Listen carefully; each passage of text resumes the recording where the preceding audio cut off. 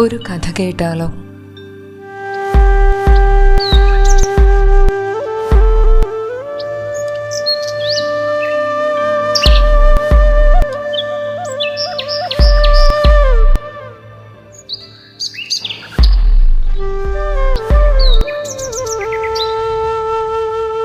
അതെ, ഒരു നല്ല കഥ കേൾക്കാം.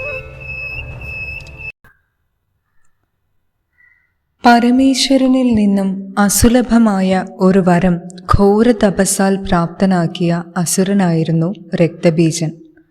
ആ വരമനുസരിച്ച് അയാളുടെ ശരീരത്തിൽ നിന്നും ഒരു രക്തത്തുള്ളി ഭൂമിയിൽ പതിച്ചാൽ അതിൽ നിന്നും അയാളുടെ തുല്യശക്തിയുള്ള മറ്റൊരു രക്തബീജൻ കൂടി ജനിക്കും. അതീവ ശക്തിശാലിയായ ആ മഹാസുരൻ ഗദാധാരിയായി ഐന്ദ്രീദേവിയോട് യുദ്ധത്തിലേർപ്പെട്ടു. ഘോരമായ ആ സംഘട്ടനത്തിൽ ഐന്ദ്രീദേവി തൻ്റെ വജ്രായുധത്താൽ അവനെ പ്രഹരിച്ചു. എന്നാൽ കഷ്ടമെന്ന് പറയട്ടെ, വജ്രായുധത്താൽ താടിക്കപ്പെട്ട അവൻ്റെ ശരീരത്തിൽ നിന്നും ധാരാളം രക്തമുതിർന്ന് ഭൂമിയിലൂടെ ഒഴുകി. രക്തത്തുള്ളികൾ താഴെ പതിക്കേണ്ട താമസം ഓരോ തുള്ളി രക്തത്തിൽ നിന്നും രക്തബീജന്മാർ ജന്മം കൊണ്ടു. രക്തബീജന്റെ രക്തബിന്ദുക്കളിൽ നിന്നും ജാതരായ ആ വീരയോദ്ധാക്കൾ ദേവിമാരോട് യുദ്ധം ചെയ്യുവാൻ തുടങ്ങി. ആരിലും ഭയം ജനിപ്പിക്കും വിധം അതിഭീകരമായിരുന്നു ആ യുദ്ധം. അത്യുഗ്രങ്ങളായ പല ആയുധങ്ങളും അവിടെ ആ യുദ്ധഭൂമിയിൽ പ്രയോഗിക്കപ്പെട്ടു. ഐന്ദ്രീദേവി വീണ്ടും തൻ്റെ വജ്രായുധത്താൽ രക്തബീജനെ ആക്രമിച്ചു. വജ്രായുധാഘാതമേറ്റ് രക്തബീജന്റെ ശിരസിന് മുറിവേൽക്കുകയുണ്ടായി. ആ മുറിവിലൂടൂർന്ന രക്തപ്രവാഹത്തിൽ നിന്ന് അനേകായിരം രക്തബീജന്മാർ ആവിർഭവിച്ചു. യുദ്ധം മുറുകി. വൈഷ്ണവീദേവി തൻ്റെ ചക്രത്താൽ ആ ഘോരാസുരനെ ശക്തിയായി പ്രഹരിച്ചു. ഐന്ദ്രീദേവിയാകട്ടെ തൻ്റെ ഗദയാൽ അവനെ ചതച്ചുകൊണ്ടിരുന്നു. വൈഷ്ണവീദേവിയുടെ ചക്രാക്രമണത്തിൽ മുറിവേറ്റ് രക്തബീജന്റെ രക്തത്തിൽ നിന്നും വീണ്ടും അസംഖ്യം രക്തബീജന്മാർ ജന്മം കൊണ്ടുകൊണ്ടുമിരുന്നു. ഇപ്രകാരം ജഗത്തൊട്ടാകെ സഹസ്രം രക്തബീജന്മാരെ കൊണ്ട് നിറഞ്ഞു. കൗമാരീദേവി തൻ്റെ വേലുകൊണ്ടും വാരാഹിദേവി ഖഡ്ഗത്താലും മാഹേശ്വരി ത്രിശൂലത്താലും ആ മഹാസുരനെ ആക്രമിച്ചു. എന്നാൽ കോപാവേശം പൂണ്ട് ആ മഹാസുരൻ തൻ്റെ ശക്തിമത്തായ ഗദയാൽ സമസ്ത മാതാക്കളെയും പ്രഹരിക്കുവാൻ തുടങ്ങി.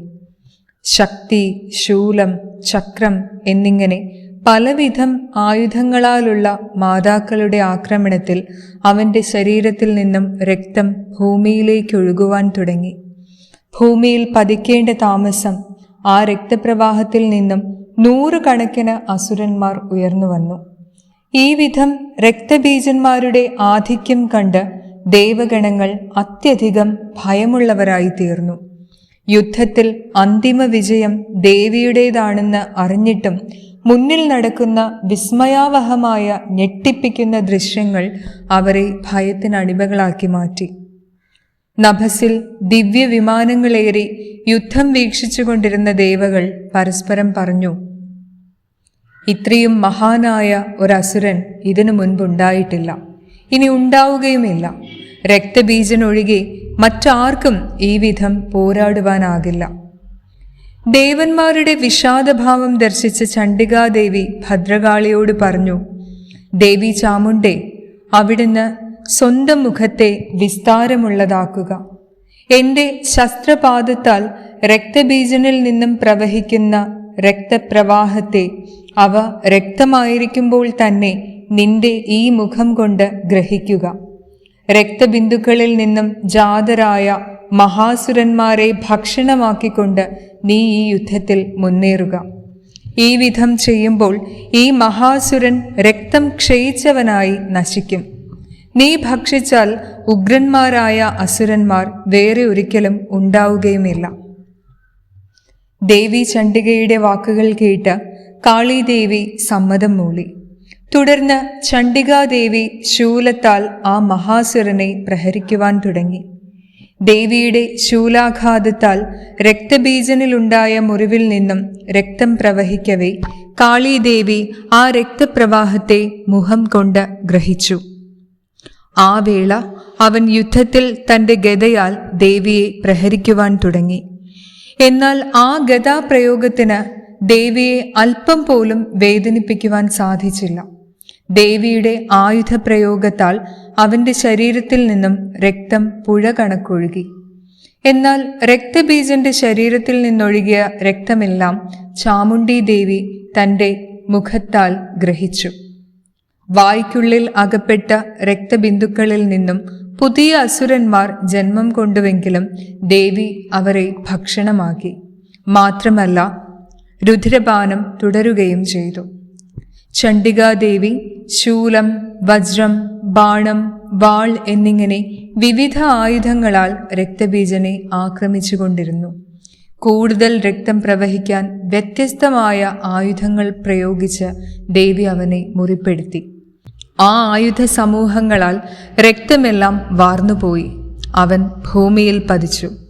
രക്തബീജന്റെ അന്ത്യം ദേവകൾക്ക് അത്യധികമായ ആനന്ദം പ്രദാനം ചെയ്തു. രക്തബീജന്റെ അന്ത്യം സംഭവിച്ചപ്പോൾ ദേവീ സമൂഹം രക്തപാനം ചെയ്ത അതിരില്ലാത്ത ആഹ്ലാദത്താൽ നൃത്തം ചെയ്യുവാൻ തുടങ്ങി. ദേവീ മഹാത്മ്യത്തിൽ നിന്നുള്ള കഥയാണിത്. എല്ലാവർക്കും ഇഷ്ടപ്പെട്ടുവല്ലോ. മറ്റൊരു കഥയുമായി വീണ്ടും എത്തുന്നതുവരെ ഏവർക്കും നമസ്കാരം. കഥ ഇഷ്ടപ്പെട്ടുവെങ്കിൽ തീർച്ചയായും നിങ്ങളുടെ ഫ്രണ്ട്സിന് ഷെയർ ചെയ്യുക. ശ്രീ ഋഷിയുടെ ചാനൽ സബ്സ്ക്രൈബ് ചെയ്യുക.